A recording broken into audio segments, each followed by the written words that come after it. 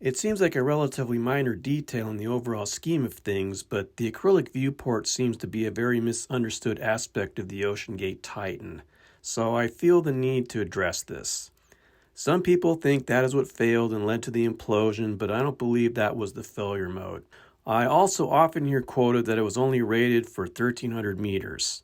So let's take a bit of a deep dive on this subject. In a July 2022 interview with David Pogue, Rush explained a bit about the acrylic viewport. It was 7 inches thick. The two key points for me are that the use of acrylic in the Titan was placing it, quote, off the charts, unquote, and that with acrylic you get a visual clue. It will start to craze and or distort your view. This occurs at 1/3 the pressure at which it would fail. You can pause the video to read this or follow the link in the description below.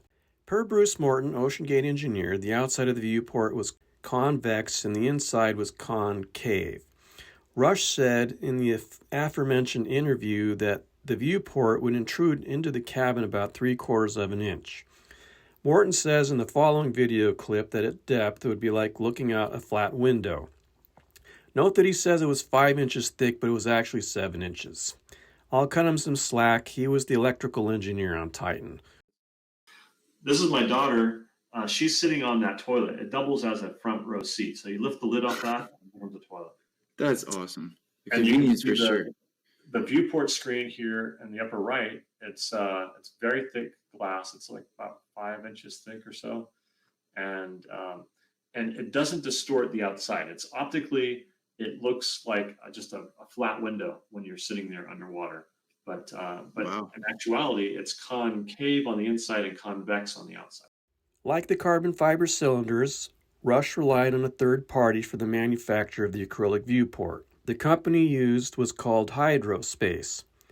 They design and manufacture such viewports, and it appears that some of the other items used on Titan were also likely sourced here. Some people are not aware of how the interface between the viewport and titanium hemisphere actually worked. Let me explain how all of this worked. As we can see in this picture, the viewport had a bit of a truncated conical shape where it mated with the hemisphere, and the exterior surface is not dissimilar to the human cornea in form. In effect, it's kind of like a very high pressure eye lens. Here we can see the hemisphere being machined for the viewport. In this picture, we can see the finished hemisphere ready to receive the viewport. You can also see that in this picture. To make this a little clearer, let's take a look at my ever-evolving CAD drawing. Here we can see a cross-sectional view of the hemisphere. In this view, it's easy to see how the viewport mated to the hemisphere. Due to the shape of the viewport, it will remain exactly where it is. It's not going to go anywhere. There was no glue involved here. The viewport was kept in place with a retention ring and 16 bolts. When at depth, the 22 million pounds of force would be pressing that viewport into the hemisphere, and it's going to be very tightly sealed. OceanGate took much care in keeping that viewport protected at all times when being transported. As far as that 1,300 meters number, that comes from claims made by David Lockridge back in 2018, who was at one time the director of marine operations at OceanGate. He's the guy with the lawsuit and all that stuff.